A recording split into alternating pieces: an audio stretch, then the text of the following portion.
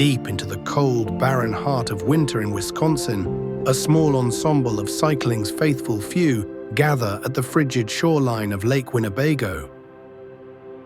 Like the spawning of salmon upstream, this rare event occurs only once a year, on a perfect sunny morning when lake ice and riders' courage are at their thickest. From aptly named local bike shop, Winnebago Bicycle, owner Sean Lynch leads an annual trek across the frozen waters with fellow enthusiasts whose remedy for sub-zero temperatures is their own burning passion for bikepacking. There really is nothing like it. I mean, to most folks, we're completely insane. But this is quintessential Wisconsin. This is what we do. Any excuse for us to be outside or on the water, even if that water's frozen, we're taking it.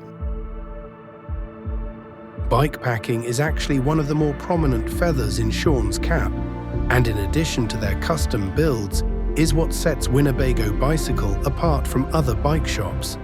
It's about being amongst nature, enjoying a weekend away with friends while fostering this community where our love of the outdoors is rivaled only by our love of cycling.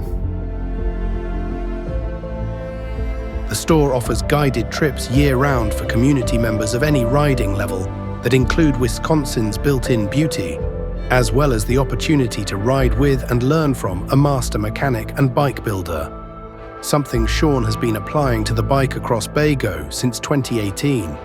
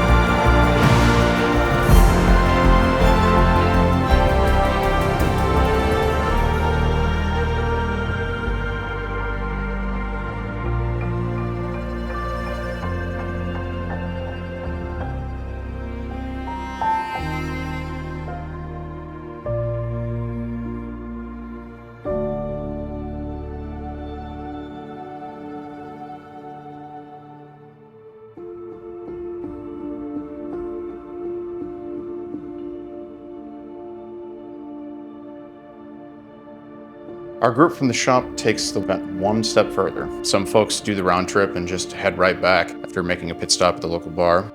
But we add the overnight element and actually bike up the escarpment into High Cliff State Park and camp. We do it because being a cycling community isn't just about group rides. The connection and that growth only comes from spending time together off the bike as well. And for me, I can't think of a way that speaks more to our primitive humanity than being around the warmth and flames of a roaring campfire.